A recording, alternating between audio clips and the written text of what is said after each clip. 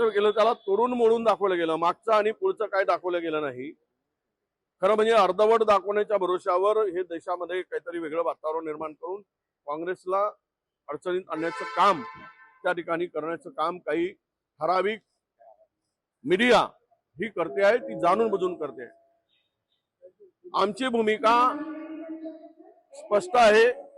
जे आमच्या राहुलजी गांधींनी, आमच्या मल्लिकार्जुन खरगे साहेबांनी जी भूमिका मांडली ती भूमिका आमच्या पक्षाची आहे. मी काल बोलताना जे म्हणालो की हे पहिल्यांदा होते आहे की अतिरेक्यानं एवढा वेळ मिळाला तर तेवढंच दाखवल्या गेलं. पण त्याच्या पुढे जे मी म्हणालो, पुन्हा आमच्या सगळ्या चॅनलला माझी विनंती आहे की पूर्ण दाखवा की ह्या वेळेस अतिरेक्यानं शिकवून पाकिस्तानी पाठवलं.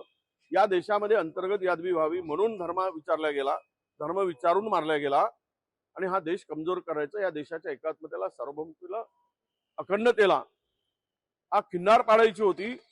त्यांना त्यामध्ये यश मिळवायचं होतं म्हणून अशा प्रकारचा त्यांनी हे केला. कारण अतिरेक्याला कुठला धर्म नसतो हेही मी त्या ठिकाणी म्हणालो. पण त्यांच्या मागे उद्देश जो होता पाकिस्तानचा, भारताला कमजोर करण्यासाठी, हा हल्ला भारतावरचा हल्ला होता म्हणून शिकवून पाठवलं. कारण 26 वर्षानंतर पर्यटकावर झालेला हल्ला आहे. हे यश लपवण्यासाठी माझ्या भाषणाला तोडून म्हणून ठेवलं. म्हणून मी या माझ्या बोलण्यामुळे आमच्या ज्या बिचाऱ्यानुसार आणि निष्पाप लोकांचा बळी गेलाय, त्यामध्ये अतिरेक्यांनी त्यांना मारलंय. त्यांच्या कुटुंबियाला काही वेदना झाल्या असतील तर मी माफी मागेल आणि मी माफी मागतोय. पण मीडियानाही माझी विनंती आहे की भाषण पूर्ण दाखवा. अर्धवट दाखवून देशातील लोक दूषित म्हणजे सरकारचं अपयश लपवण्यासाठी हे उलट त्याला त्या पद्धतीनं मोडून दाखवून काहीतरी संभ्रम निर्माण करण्याचं काम होऊ नये. माझी भूमिका ही स्पष्ट होती. अतिरेकी पहिल्यांदा धर्म विचारतायत.